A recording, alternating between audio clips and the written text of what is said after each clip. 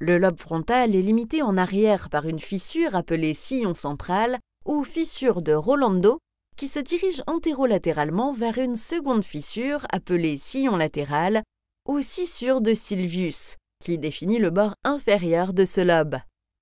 Jetons maintenant un coup d'œil à certaines subdivisions du lobe frontal. Mis en évidence en vert est un sillon appelé sillon précentral qui est parallèle et un peu antérieur au sillon central.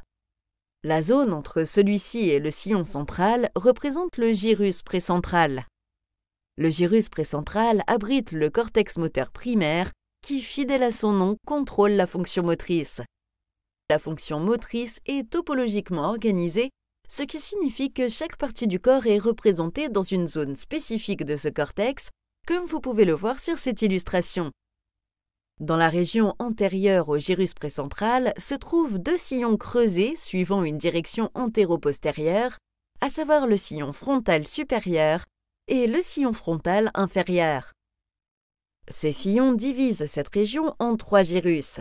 Le gyrus frontal supérieur, qui est associé au rire, à la mémoire de travail ou mémoire à court terme et à la conscience de soi, ainsi que le gyrus frontal moyen et le gyrus frontal inférieur.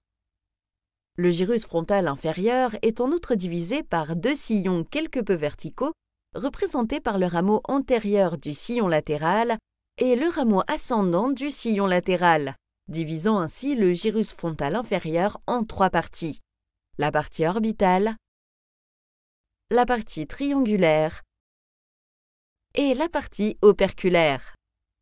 Et oui, je sais, il y a beaucoup de terminologie à mémoriser ici, mais en réalité, si vous parvenez à vous souvenir de ces principaux repères, alors vous saurez très bien vous débrouiller avec l'anatomie du lobe frontal. Je voudrais cependant que vous accordiez pendant un moment une attention particulière à cette partie triangulaire, car c'est autour de cette zone, généralement dans l'hémisphère gauche, que nous trouverons l'aire 44 et 45 de Brodmann, plus communément connue sous le nom d'aire de Broca.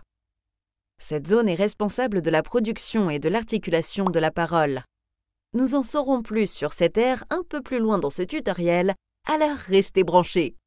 Si tu as trouvé cette courte vidéo sur l'anatomie ou la physiologie utile, tu apprécieras encore plus nos tutoriels vidéo. Clique sur le bouton et tu comprendras ce que je veux dire. Nous avons des centaines de vidéos disponibles pour nos membres premium, sans parler de tous les quiz divertissants, nos articles complets et nos illustrations d'atlas pour consolider tes connaissances. Clique sur le bouton au milieu pour regarder la vidéo en entier et maîtriser l'anatomie et la physiologie.